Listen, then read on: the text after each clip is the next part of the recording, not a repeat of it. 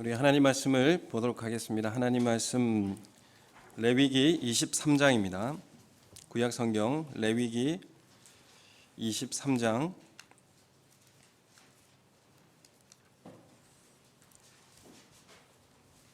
15절에서 21절까지 말씀.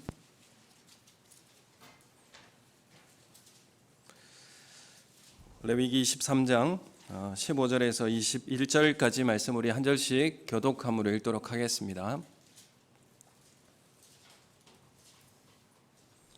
안식일 이튿날 곧 너희가 요제로 곡식단을 가져온 날부터 세어서 7 안식일의 수요를 채우고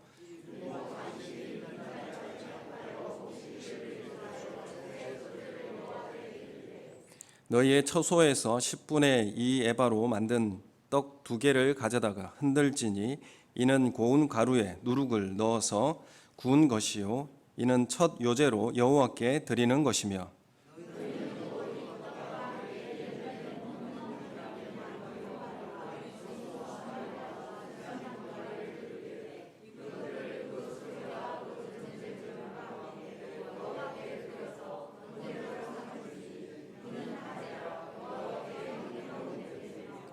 또 순염소 하나로 속죄제를 드리며 1년 된 어린 순양 2마리로 화목제물로 드릴 것이요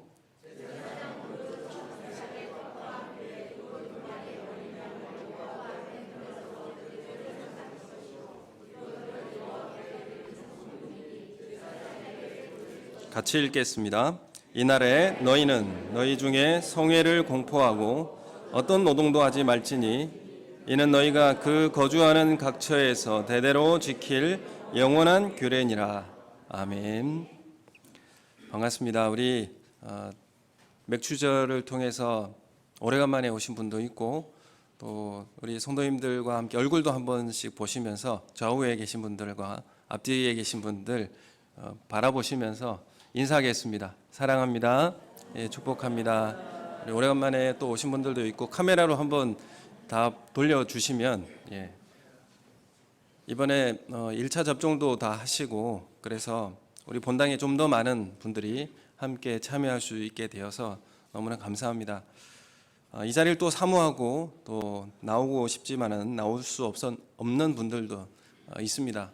그분들에게도 함께 지금 예배를 드리고 있는 가운데 한 성령의 충만함의 은혜가 우리 가운데 함께 임하기를 또 소원합니다. 우리가 오늘 맥추절에 대해서 우리 말씀을 함께 나누기 원하고 또 오늘 앞자리에 보면 하나님 앞에 감사함으로 준비된 과일들이 진열되어 있습니다. 우리가 하나님 앞에 우리의 마음의 감사를 물건으로 또 표시하고 하나님 앞에 드리는 것, 이것은 참 중요한 의미가 우리 많이 담겨 있습니다. 오늘 레위기 23장의 오늘 본문의 말씀은 맥추절에 관한 내용을 말씀하고 있는데 맥추절에 어떤 제사로 하나님 앞에 드려야 할 것인가 이것을 자세히 우리에게 알려주고 있습니다. 맥추절은 우리가 잘 알고 있듯이 6월절 이후에 50일째 되는 날을 지키는 절기입니다. 그래서 50일이라고 하는 것이 7주가 지나고 난 다음 날이기 때문에 7주 그러니까 7 곱하기 7이 49지 않습니까? 그래서 그 다음 날이 50째 되는 날이기 때문에 77절이라고 하기도 합니다. 그래서 이것은 이제 신약에 와가지고 오순절이죠. 오순절이면 50이라는 의미입니다. 그래서 이 맥추절은 여러 가지 의미가 함께 담겨 있는 그런 중요한 절기라는 것을 말씀하고 있습니다. 이날에는 보리 추수가 끝나면서 이제 밀의 첫 수확이 있는 그 시기까지입니다. 사실은 이게 농경사회에서 있는 그런 절기이죠. 그래서 처음 보리 추수를 끝나고 50일째 지난 다음에 밀 추수가 시작되는 그 날에 맥추절을 지키라 이렇게 말씀하고 있는 것입니다. 그래서 첫 열매인 초실절의 첫 열매인 예수 그리스도께서 부활하셔서 우리의 첫 열매가 되시고 50일째 되는 그 날에 우리가 이 밀의 추수를 바라보면서 우리의 영혼의 추수를 또한 돌아보게 하는 그런 날이 되는 것입니다. 이스라엘에게는 3대 절기가 있습니다. 우리 잘 알듯이 유월절도 있고 그다음에 오순절, 초막절, 우리가 지키는 추수감사절, 이렇게 세 절기를 중요한 3대 절기라고 말씀을 하고 있습니다. 이 절기에는 반드시 이스라엘 모든 백성들은 성전에 와서 예배하고 감사하라고 명령하고 있습니다. 하나님을 믿는 그 믿음을 가진 자들의 가장 중요한 삶의 특징은 감사의 제사를 하나님 앞에 드리고 그 절기를 하나님 앞에 중요하게 생각하고 나아오라, 이렇게 말씀하고 있습니다. 그래서 이 3대 절기를 통해서 하나님 앞에 감사할 뿐만 아니라 아예 그 감사의 축제를 만들라, 이렇게 우리에게 요구하고 있습니다. 여러분, 우리 맥추절을 우리가 준비하고, 이것은 맥추절은 그냥 오늘 11시부터 맥추절이 아닙니다. 맥추절은 초실절부터 이 날을 준비하는 것입니다. 주님이 우리에게 은혜를 주시고 우리의 구원을 주신 그 기쁨을 우리가 소유한 그때부터 우리는 준비하는 것입니다. 여러분, 일주일 동안 또는 한 달 동안 우리의 맥추절을 위해서 준비하여서 하나님 앞에 나오는 것입니다. 그래서 맥추절 절기는 칠칠절이라고 하기도 하고 신약 성경에 가면 오순절이라고 합니다. 그래서 이 칠칠절이라고 하는 이 맥추절은 여러 가지 역사적 의미가 담겨 있습니다. 첫 번째는 애굽에서 종살이하던 이스라엘 백성들이 출애굽하여서 시내산에 당도하게 됩니다. 그때가 칠칠절이 됩니다. 그래서 그 시내산에서 하나님과 언약의 백성으로 언약을 맺게 되죠. 그래서 이전까지는 이스라엘이라고 하는 나라가 없었습니다. 그런데 이 맥추절, 제가 쉽게 설명해 드리기 위해서 이 맥추절을 통해서 이스라엘이라고 하는 국가가 탄생하게 되는 것입니다. 마찬가지로 똑같이 오순절도 똑같은 날인데, 오순절은 어떤 날입니까? 성령 하나님께서 예수님이 부활하시고 승천하시고 난 다음 50일째 되는 날 성령 하나님이 임재하셨지 않습니까? 그래서 교회가 탄생했습니다. 하나님 나라 영적 이스라엘이 탄생한 날이 또한 맥추절이다, 이렇게 말씀드릴 수가 있습니다. 이런 영적 의미들이 풍성하게 담겨 있는 것이 맥추절입니다. 그런데 맥추절을 단지 그냥 우리의 곡식만 갖다 드리는, 그리고 우리 감사의 그런 소극적인 모습으로만 우리가 하나님 앞에 나온다는 것은 우리는 맥추절을 깊이 알고 또 그 은혜에 감사하는 그런 모습을 갖기가 어렵게 되는 것이죠. 여러분, 우리가 맥추절에 대해서 더 깊이 알았으면 좋겠습니다. 오늘 말씀 이외에 신명기 16장 9절 10절 말씀이 있습니다. 우리 함께 띄워주시면 함께 읽어보도록 하겠습니다. 시작. 7주를 셀지니 곡식의 낫을 대는 첫날부터 7주를 세어 내 하나님 여호와 앞에 칠칠절을 지키되 내 하나님 여호와께서 내게 복을 주신 대로 내 힘을 헤아려 자원하는 예물을 드리고. 아멘. 자, 여기 신명기에 나와 있는 맥추절을 지키라는 의미가 7주를 계수할지니, 이렇게 7주를 계수하라, 이 말은 세라는 의미죠. 날짜를 세라, 잘 세어서 기억하고 지켜라, 이렇게 말씀하는 것입니다. 여러분, 이 시대에 우리가 분주한 시대를 살아가고 있습니다. 이 코로나 시대를 접하다 보니까 주일이 언제 돌아왔는지 날짜 개념도 점점 사라지는 것 같이 느껴지게 되고, 또 바쁜 일상을 살아가다 보니 우리가 무엇을 준비하고 예비하는 것도 참 소홀해진다는 것을 우리가 알게 됩니다. 여러분, 우리가 이 분주한 세상 가운데 주일을 지키고 또한 절기를 지킨다는 것, 그것이 얼마나 우리에게 우선순위를 두고 살아가라고 하는 하나님의 명령이라는 것을 우리가 깨닫게 되는 것입니다. 9절에 우리가 말씀을 보았듯이 7주를 세라고 말씀하고 있습니다. 이것은 칠칠절에 대한 규례인데, 무교절 이후에 50일을 계수하라, 이렇게 말씀하십니다. 이 우리나라 이제 신명기 말씀에는 자세히 이게 번역이 잘 안 돼 있는데, 여기에 다시 이 원어의 뜻을 통화해서 읽어보면 너는 7주를 셀지니 너를 위하여 7주를 세라, 이런 의미가 담겨 있습니다. 우리가 7주를 세어서 기억하여 하나님 앞에 나오는 것은 하나님을 위해서가 아니라 너희를 위해서 7주를 세고 하나님 앞에 나오라, 이렇게 말씀하고 있는 것입니다. 그래서 하나님께서 정해주신 절기가 언제인지를 마음에 새기고 준비하여 기억하며 하나님 앞에 나오는 것은 나를 위해서 좋다는 것입니다. 하나님께서 나를 위해서 예비하셨고 예정한 절기라는 것을 분명하게 우리에게 말씀하고 있습니다. 또한 10절에 우리가 읽었지만 맥추절을 지키되 내 힘을 헤아려 자원하는 예물을 드리라 이렇게 말씀하고 있습니다. 이 말을 다시 읽으면 내 힘이 닿는 대로 자원하여서 드리려는 이 예물을 풍성하게 가지고, 그러니까 내 힘이 닿는 대로 자원하여서 드리려고 하는 물질을 풍성하게 가지고, 이런 의미가 담겨 있습니다. 그래서 이것은 하나님께 풍성한 추수의 축복을 주신 것과 또 앞으로 더 많은 추수를 허락하실 하나님에 대한 믿음을, 미래에 향한 믿음에 대한 고백입니다. 그래서 맥추절을 통해 추수한 열매를 바라보면서 수장절, 그러니까 추수감사절이죠. 그날에 얼마나 더 많은 추수의 열매를 우리에게 주실 것인지에 대한 믿음의 고백이 이 맥추절의 감사에 담겨 있는 것입니다. 이것은 영혼의 구원에서 보자면 우리를 구원하신 하나님의 은혜가 이제 마지막 수장절은 이제 다 곡식을 거두어서 창고에 드리고 쭉정이는 다 갖다 버리는 이런 심판이 일어나는 그날을 또 바라보면서 마지막 날에 얼마나 수많은 영혼들을 하나님께서 구원하셔서 하나님 나라로 이끌어 가실 것인가에 대한 미래에 대한 믿음의 고백이 이 맥추절에 또 담겨 있는 것입니다. 우리는 하나님 앞에 예배 드릴 수 있는 존재인가요? 우리가 지금 하나님 앞에 맥추절로 또 주일마다 예배로 하나님 앞에 나오고 있습니다. 여러분, 우리는 하나님 앞에 예배할 수 있는 존재가 아닙니다.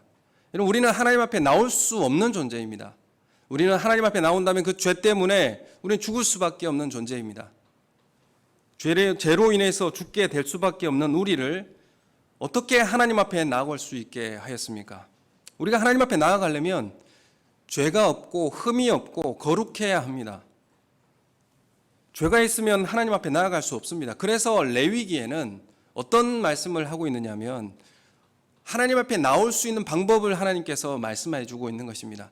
여러분, 우리가 하나님 앞에 나가고 싶다고 해서 나갈 수 있는 게 아닙니다. 우리가 예배 드리고 싶다고 해서 예배 드릴 수 있는 문제도 아닙니다. 이건 하나님께서 우리에게 열어주셔야, 하나님께서 우리를 불러주셔야 예배할 수 있는 것입니다. 여러분, 우리가 이 자리에서 하나님 앞에 예배하고 감사할 수 있는 것도 하나님께서 우리를 길을 열어주시고 우리의 죄의 문제를 해결해 주시고 하나님 앞에 나오라고 하셨기 때문에 우리는 나올 수 있는 것입니다. 여기서부터 은혜가 시작되는 것입니다. 레위기는 1장부터 16장까지 우리가 올해 초에 재직 세미나를 레위기를 가지고 했지 않습니까? 1장부터 16장까지는 하나님께 나아가는 방법을 이야기하고 있습니다. 레위기 1장부터 16장까지는 하나님께 나아가는 방법. 그래서 레위기 처음에 뭐가 있습니까? 5제사가 있습니다. 번제, 소제, 속죄제, 속건제, 화목제, 이런 5제사가 있습니다. 5제사를 통하여서, 이 제사는 그럼 누구를 위해서 하는 제사입니까? 여러분, 이것은 우리를 위한 제사예요. 우리가 제사를 드리는 게 하나님 좋으라고 이렇게 드리는 것인 줄 알고 있지만, 여러분, 이 제사의 제도를 통해서 너희는 나에게 나아오라, 우리가 하나님 앞에 나아갈 수 있는 방법을 하나님께서 제시해 주고 계시는 것입니다. 그리고 레위기 뒤편에 있는 17장부터 27장까지는 어떻게 세상 속에서 거룩한 예배를 드릴 것인가, 삶의 제사는 어떻게 드릴 것인가, 이것을 레위기 후반부에 이런 말씀을 하고 있습니다.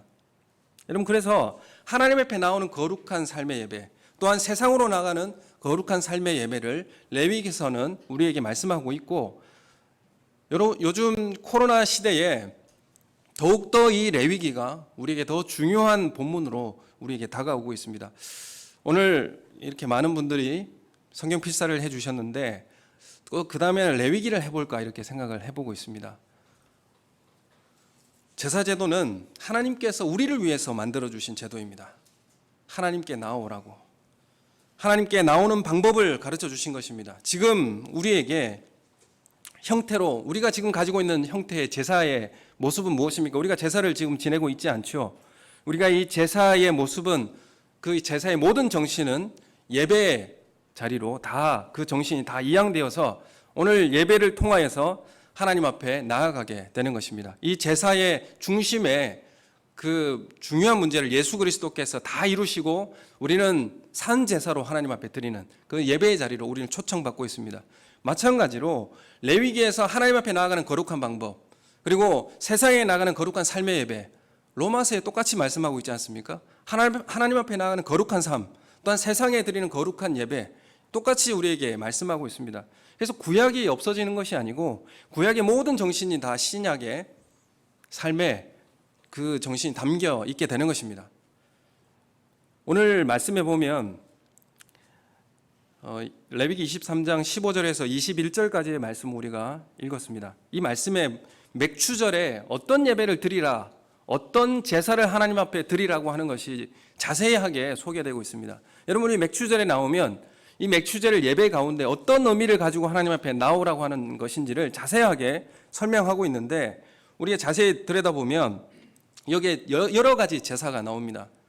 15절, 16절에 보면 소제가 나오고요.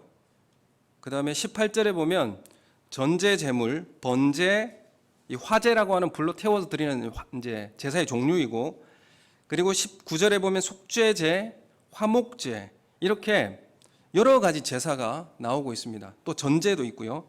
그래서 이 맥추절에는 이러한 제사로 하나님 앞에 드리라고 하고 있는데 한 가지씩 설명을 해드리도록 하겠습니다.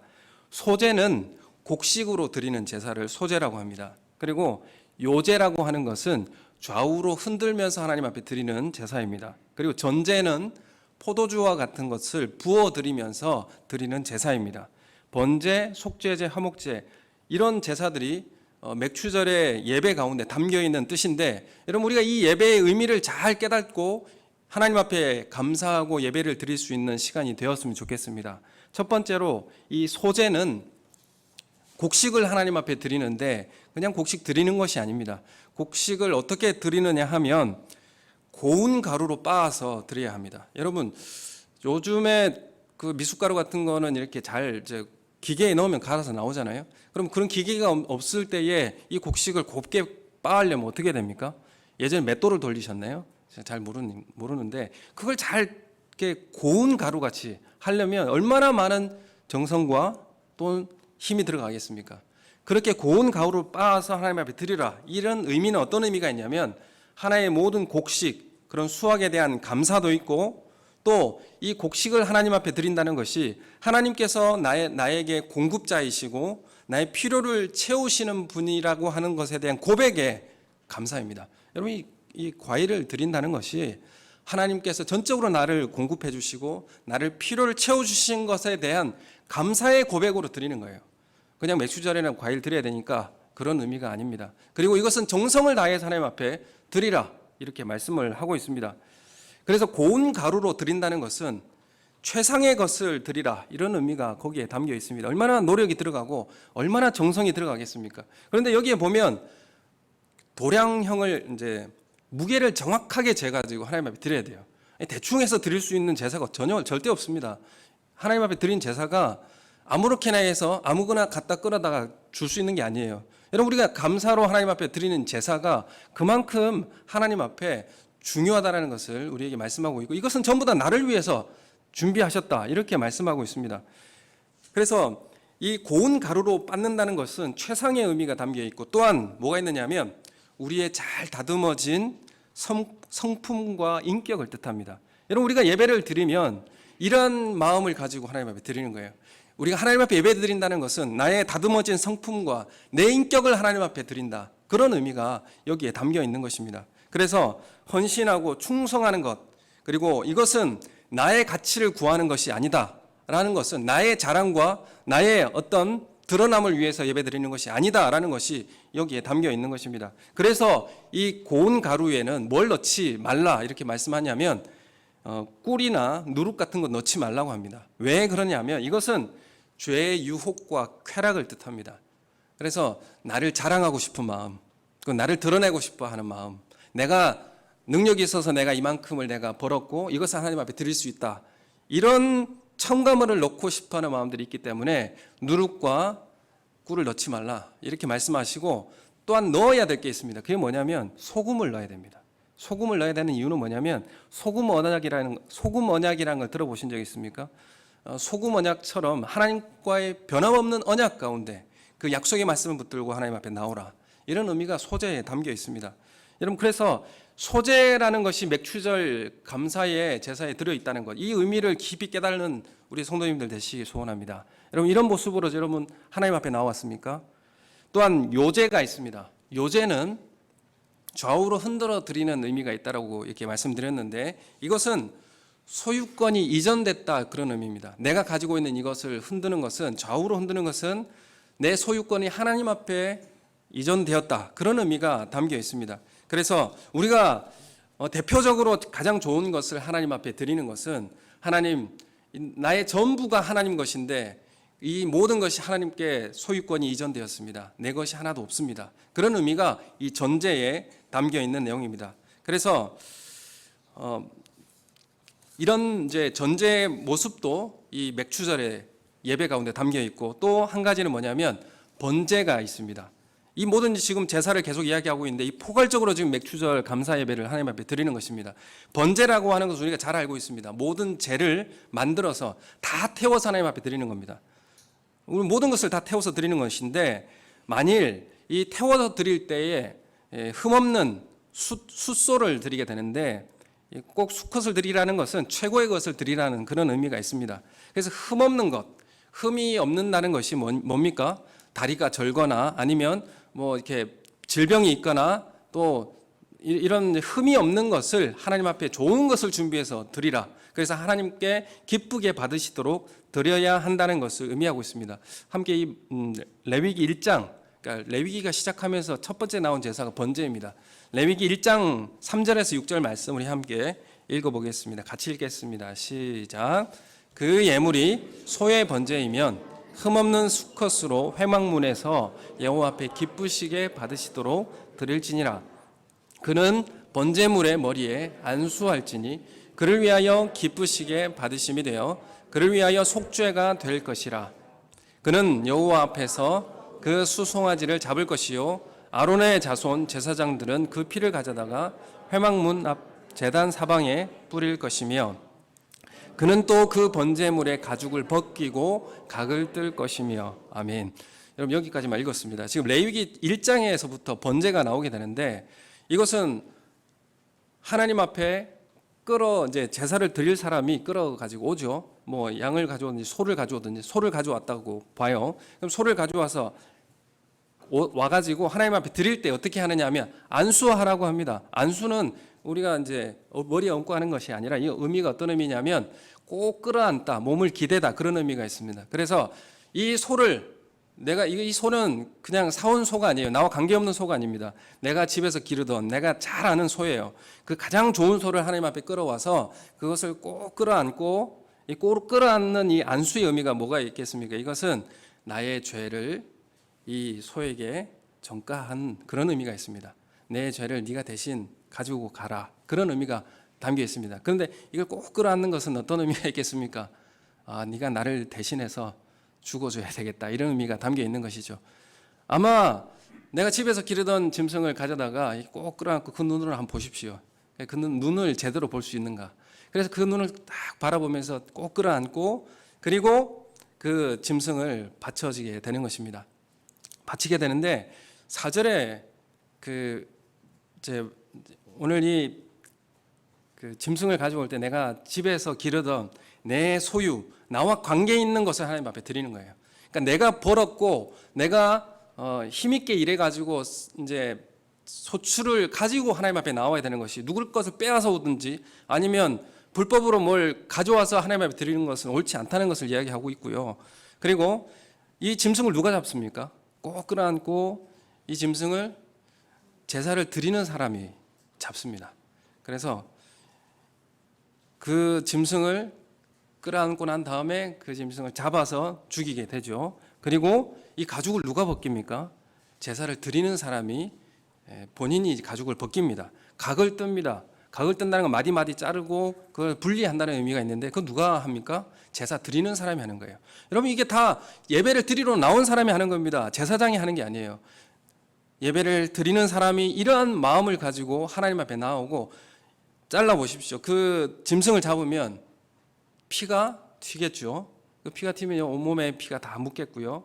각을 뜨면 온 피가 온몸에 묻게 될 것입니다. 그리고 내장도 꺼내야 돼요. 내장도 다 끄집어내서, 내장이 얼마나 냄새가 많이 나겠습니까? 내장을 다 씻어내고 하나님 앞에 또 올려드려서 다 태우게 됩니다. 가죽도 벗기고 내장도 다 씻어서 하나님 앞에 올려서 다 태워드리는 것이 번제입니다.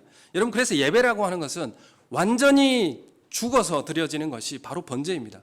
여러분, 예배라고 하는 것은 우리의 죽어져서 하나님 앞에 온전히 드려지는 것. 내가 죽어야 되는데 예수 그리스도께서 죽어주셨기 때문에 그에 대한 은혜의 감사함으로 하나님 앞에 나오는 것. 그래서 나는 내 의지와 내 방식대로 살지 않겠습니다. 난 전적으로 하나님 앞에 죽어져서 하나님 앞에 나아가는 것이 제사이고, 또한 하나님의 말씀 앞에 내 삶의 각이 떠지고 분리되어지고 내 삶에 찔러서 쪼갤 때에 우리 삶은 하나님 앞에 변화받는 삶을 살겠다. 그런 의미가, 하나님께서 새로 쓰시는 의미로 내가 살아가겠다. 그런 의미가 이 번제의 제사에 담겨 있습니다. 가죽을 벗기는 의미는 어떤 의미냐 하면, 내가 외식하는 가면이 있다면 이 가면이 벗겨지듯이 나의 가면을 벗겠습니다. 그런 의미가 있어요. 그래서 마음속 깊은 곳에 숨겨져 있는 이 냄새나는 죄가 드러나듯이 우리의 내장을 다 드러내서 하나님 앞에 깨끗이 씻어서 하나님 앞에 다 태워서 드리는 것입니다. 여러분, 이게 번제를 드린 사람의 몸이 어떻겠습니까? 온몸의 피와 또 내장의 모든 그 찌꺼기와 냄새들로 온몸이 엉망이 될 것입니다.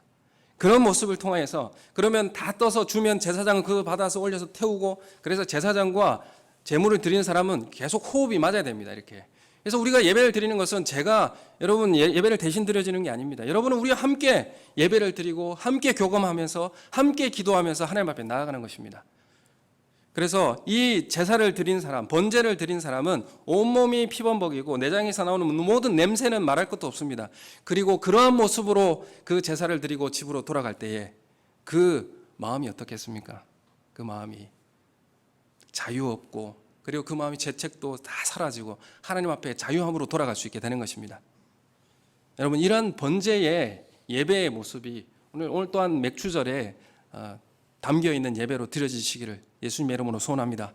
여러분, 또한 속죄제가 있습니다. 속죄제라고 하는 것은 내가 부지 중에 여기에 제사를 드릴 수 있는 것 중에 내가 일부러 죄짓고 제사 드릴 수 있는 게 없어요. 일부러 사람을 내가 상해를 입혔고 내가 죽였다 그러면 그 자리에서 돌에 맞아 죽여야 됩니다. 그래서 그런 죄를 가지고는 하나님 앞에 제사를 드리겠다고 나올 수가 없어요. 이 속죄제라는 것은 내가 부지 중에 내가 모르는 죄 있죠. 내가 모르고 그냥 거룩한 성물을 그냥 만졌다거나 아니면 내가 모르는 사이에 지은 죄에 대해서 그것을 알게 되었을 때 깨끗게 하는 제사가 바로 속죄제입니다. 그래서 우리의 예배를 드리러 나온다는 것이 그냥 내 마음대로 살다가 죄를 마음대로 짓고 살아가다가 내가 이 자리에 나와서 회개하면 된다라는 그런 제사는 없습니다. 정말 거룩한 삶을 살다가 그래야 함에도 불구하고 우리 삶에 조금이라도 남아있는 죄의 문제를 하나님 앞에 고백하고 회개하며 나오는 자리가 바로 예배라는 것을 말씀하고 있습니다.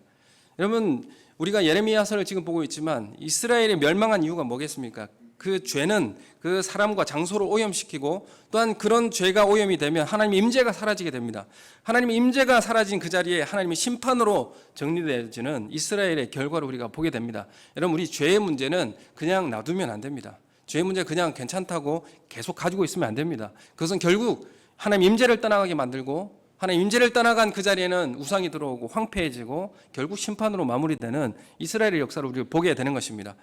또한 여기 맥추절에 속건제는 없어요. 속건제가 없는데 속건제는 어떤 의미가 있느냐면 이것도 예배의 한 형태의 모습이기 때문에 말씀드립니다. 속건제는 다른 사람에게 피해를 입힌 것에 대한 보상을 하고 그리고 예배를 드리는 것을 이야기합니다. 그래서 경제적으로 이웃에게 피해를 주었다면 회개 기도를 하고 그리고 끝나는 문제가 아니라 그것을 그 사람에게 보상하라는 의미가 담겨 있는 게 바로 속건제입니다. 여러분, 우리가 예배를 드리는 것도 마찬가지죠. 다른 사람에게 피해를 주거나 다른 사람의 물질에 대해서 손해를 입히고 난 다음에 내가 하나님 앞에 죄를 지었습니다 하고 끝날 문제가 아니라 그 이웃에게 보상을 하라는 것이죠. 이게 예배라는 것입니다.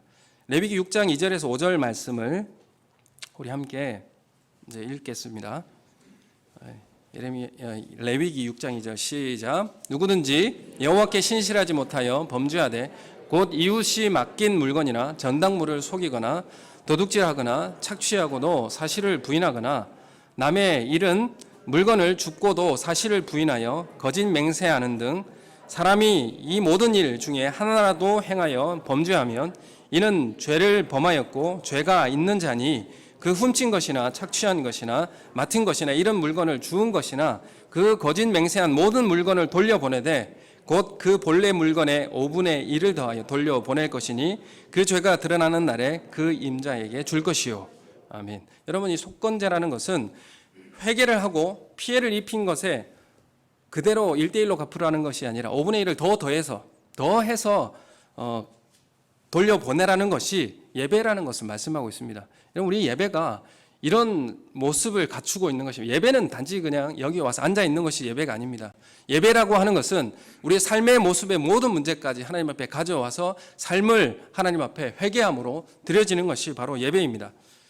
그리고 화목제가 있습니다. 마지막으로 이 화목제가 있는데, 화목제는 하나님과의 관계에 대한 회복을 목적으로 화목제를 드립니다.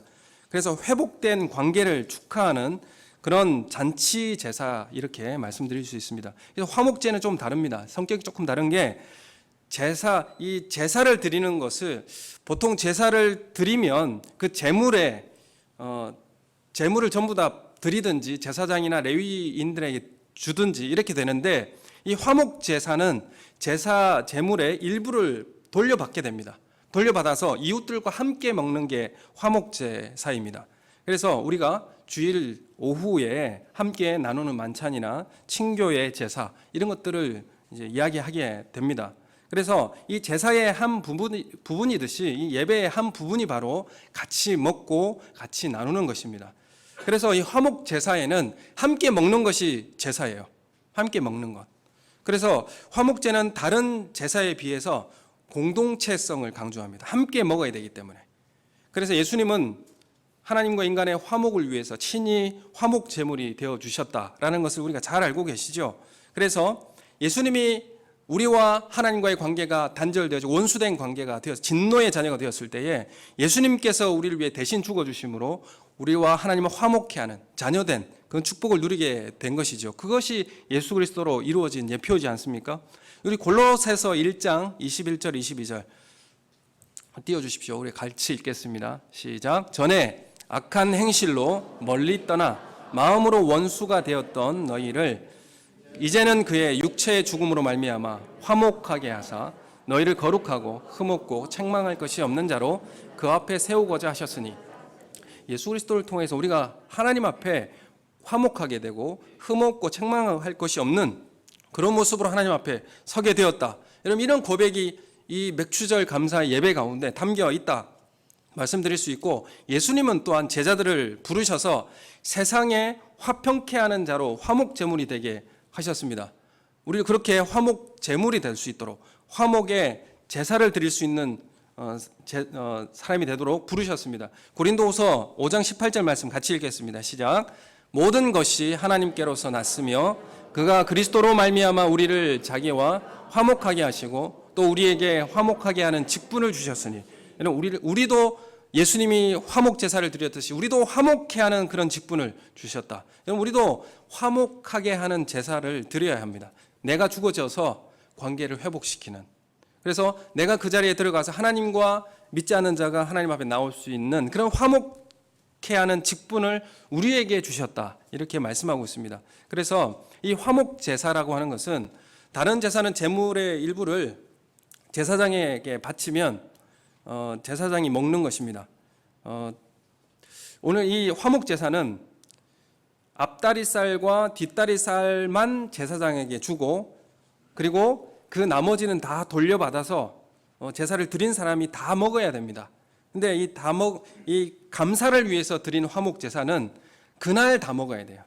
만일 오후 1시에 제사를 드렸는데, 그러면 그 하루가 언제 끝나냐면, 유대인들은 보통 저녁에 끝나거든요. 저녁 해질 때까지 다 먹어야 돼요. 예를 들어서 소를 하나님 앞에 드렸다. 그러면 다 떼어드리고 남은 게 한 300kg, 200kg 되는데 200kg를 어떻게 혼자 다 먹습니까? 같이 먹어줘야 돼요. 먹어줘야 그것이 하나님 앞에 화목 제사가 되는 것입니다.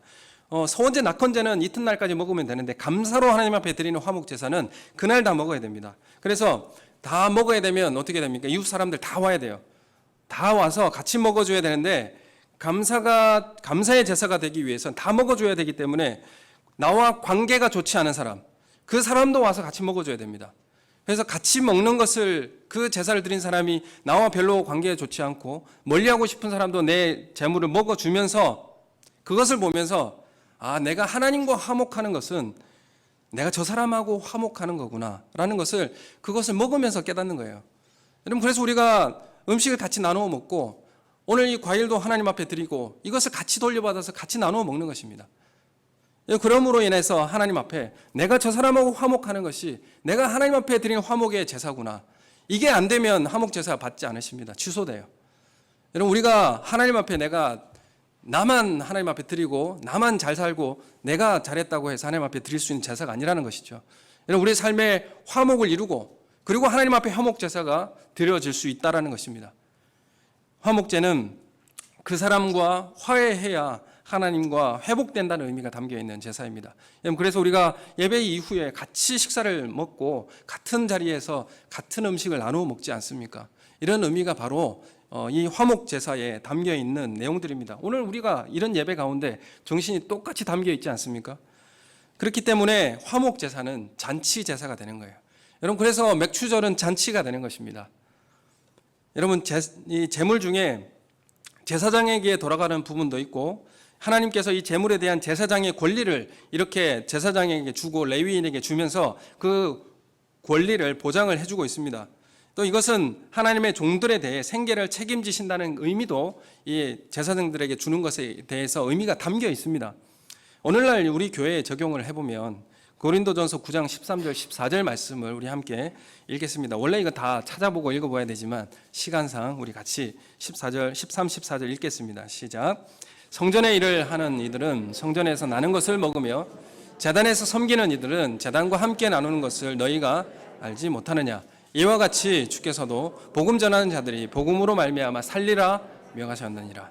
여러분, 우리가 이것을 함께 또한 재직과 또 당회와 또 교육자들과 따로 구별해서 또 나누고 이런 것들이 다 예배의 정신에 담겨 있는 내용들입니다. 제사 제도 안에는 예수 그리스도의 은혜가 담겨 있습니다. 이 제사를 드릴 수 있는 것이 내가 잘해서 내가 뭔가 하나님 앞에 떳떳해서 나올 수 있는 것이 아니라는 것을 이 제사에는 담겨 있는 것입니다. 여러분, 우리가 제사로 예배로 하나님 앞에 나온다는 것은 예수 그리스도의 은혜가 아니면 나올 수 없는 자리라는 것을 항상 깨닫고 하나님 앞에 온전히 드리는 그런 예배의 자리가 되는 것입니다. 여러분, 이 하나님의 은혜가 우리를 하나님 앞에 나아가게 하는 것입니다. 여러분, 예배를 왜 드리십니까? 여러분, 예배를 드린다는 것이 내가 교회에 왔다는 그런 눈도장을 사람들에게 찍어주기 위해서 나온 것이 아니죠. 내가 예배를 드리면 복 받기 때문에 나왔다, 그런 문제도 아닙니다. 복 받는 것은 우리가 영원한 생명을 얻었다는 것이 복이죠. 영원한 하나님과의 관계 회복됐다는 것이 복이지 않습니까? 여러분, 예배라고 하는 것이 구체적으로 무엇입니까? 예배라는 것이 그냥 찬양하고 앉아서 말씀을 1시간 듣고 헌금하는 것이 예배인가요? 오늘 예배에 대한 문제를 자세히 한번 들여다봤습니다. 여러분, 우리가 그냥 단지 찬양만 하고 헌금만 드리고 설교만 듣고 집에 간다면 그거는 종교적 행위이지 예배가 아닙니다. 정말 예배가 되기 위해서는 오늘 앞서서 말씀드렸던 그 모든 결단과 고백들이 우리 삶에, 우리 마음속에 그런 고백과 회개로 드려지는 그런 예배가 되어져야 되는 것입니다. 여러분, 우리는 한 해에 52주의 예배를 드립니다. 또 새벽 예배, 수요 예배를 드리고, 그럼 예배의 수가 얼마나 많습니까? 하루에 그 예배 한 번만 잘 드려도 우리의 삶은 정말 그 삶을 적용하고 실천을 하면 얼마나 많은 변화를 우리가 경험할 수 있겠습니까? 우리가 하나님 앞에 맥추절을 얼마나 많이 드렸습니까? 얼마나 절기를 하나님 앞에 많이 드렸습니까? 여러분, 이 자리에서 그냥 이대로 머물 수 있는 문제가 아닙니다. 하나님 앞에 그 예배를 드리고 예배를 드린 만큼 우리가 하나님께서 우리에게 요구하시는 삶의 변화가 이루어져야 되지 않겠습니까? 미국이라는 나라가 있는데 미국이 지금까지 전진하고 강대국이 될 수 있었던 것은 사실 하나님의 은혜이죠. 하나님의 은혜인데 그 하나님의 은혜가 그 은혜를 모두 다 받아들인다는 이 건국 이념이 있습니다. 그 하나님의 은혜로 세워졌다. 그래서 한 백인만 그 나라의 주인이 되지 않고 모든 인종을 다 함께 받아들여서 미 합중국을 만든 것입니다. 함께 하는 나라. 그래서 그 미국 정부가 한 강한 권력자의 이익만을 대변한다면 그것은 냉소주의와 양극화만 만들어낼 수밖에 없습니다. 교회도 마찬가지죠. 미국에서 2015년 6월 25일 날 15일쯤 되는 것 같은데 그때에 백인 청년이 흑인들이 다니는 교회에 난입을 해서 총기 난사한 사건이 발생하게 됩니다.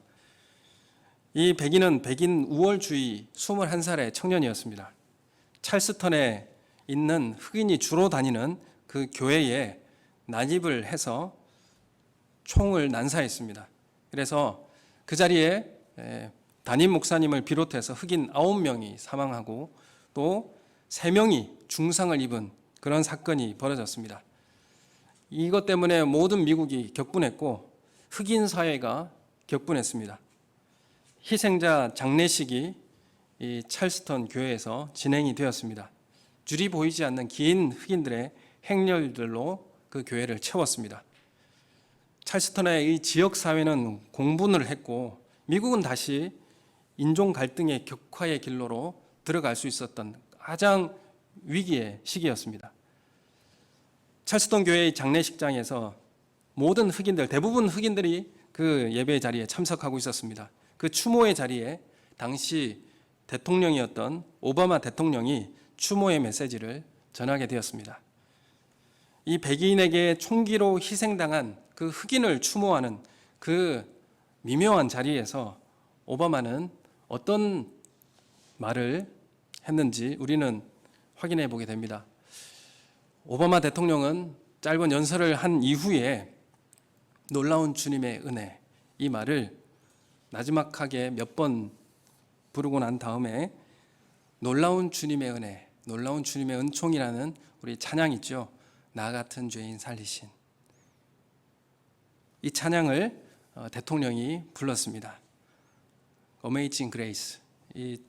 한번 시간이 되면 한번 들어봤으면 좋겠습니다. 놀라운 은총이여 구원의 손길 내리시는 다정한 음성 나같이 타락한 자에게도 나는 버려진 자식 그러나 지금은 집을 찾았네 눈뜬 장님이었으나 지금은 보이네 이런 찬양을 그 자리에서 했습니다.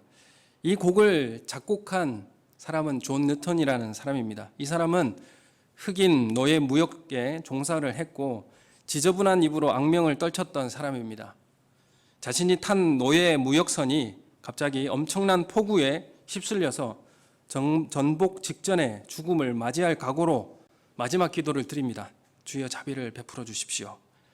이 기도 이후에 이 배가 기적적으로 폭풍우를 벗어나고 뉴턴은 이제 그 다음 제2의 인생을 살아가게 됩니다. 그 하나님의 은혜를 경험하고 나서 성공의 사제의 길을 택하고 새로운 인생의 길을 시작하게 됩니다. 한때는 길을 잃고 한때는 장님이었던 노예 무역선의 죄인조차 살려주신 하나님의 은혜, 그 은혜를 담은 가사가 바로 이 찬양입니다. 이 찬양은 존 뉴턴은 이 자신의 노예 무역선에 대한 자신의 참회록이자 위로의 노래입니다. 그리고 오바마 대통령이 부른 이 찬양은 그 당시에 백인과 흑인에게 동시에 메시지를 보냈습니다. 참회하고 위로하는 것 그리고 용서하는 것이었습니다. 이 노래를 부를 때에 그곳에 있는 참여한 모든 사람이 일어나서 오바마 대통령과 함께 이 노래를 따라 불렀습니다. 가장 끔찍한 비극적 사건이었기 때문에 그 지역을 분열시킬 수 있었고 온 미국을 힘들게 할 수 있었던, 분리할 수 있었던 그런 사건이었습니다. 그런데 이 노래를 하나님 앞에 부르고 같이 찬양하고 분열과 갈등으로 첨예하게 만들 수밖에 없었던 그 지역을 하나로 만들어냈습니다. 놀랍게 그 지역을 하나로 만들어냈습니다. 우리가 예배를 드리고 우리가 하나님 앞에 나온다는 의미가 어떤 의미입니까? 하나님의 은혜를 찬양하고 노래하는 것. 여러분, 하나님의 은혜가 우리를 예배의 자리로 나오게 하는 것입니다. 여러분, 하나님의 은혜만이 우리의 죄를 씻어 주십니다. 하나님의 은혜만이 나누어진 관계를 회복하고 하나로 만들어낼 수 있는 것입니다. 오직 하나님의 은혜가 오늘 맥추절에 온전히 하나님 앞에 드리는 예배와 감사의 제사로 드려지는 우리 교회가 되시기를 예수님의 이름으로 축원합니다. 또한 예배를 통하여서 새롭게 삶이 출발되어지는 그런 은혜가 있기를 원합니다. 이전에 모든 우리의 삶에 분열시킬 만한 모든 문제들, 또한 우리가 갈등으로 첨예하게 만들었던 그 모든 문제들, 예수 그리스도 안에서 해결받고 새롭게 출발하는 이 예배, 맥추절의 감사의 예배가 되기를 예수님의 이름으로 축원합니다. 우리 함께 기도하겠습니다. 하나님 아버지, 우리가 맥추절 감사로 하나님 앞에 나왔습니다. 하나님, 우리가 우리 마음속에 정말 하나님 앞에 예배를 드리고 있는가, 하나님 원하시는 예배로 주님 앞에 나아가고 있는가, 다시 한번 우리가 돌아보게 하여 주시옵고, 하나님 철저한 말씀 안에 은혜로만 주님 앞에 나아가는 삶이 될 수 있도록 하나님 우리 예배 가운데 임하여 주시옵소서. 다 같이 함께 한 목소리로 기도하겠습니다. 하나님 아버지, 은혜를 감사합니다.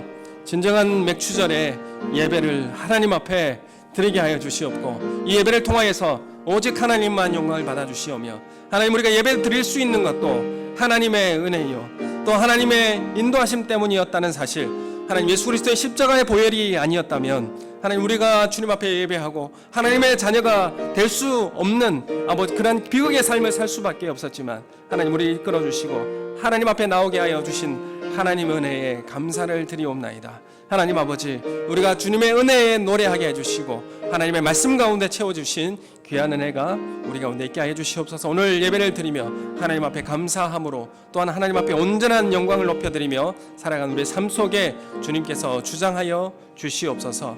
감사함을 드리옵고 예수님 이름으로 기도드립니다. 아멘.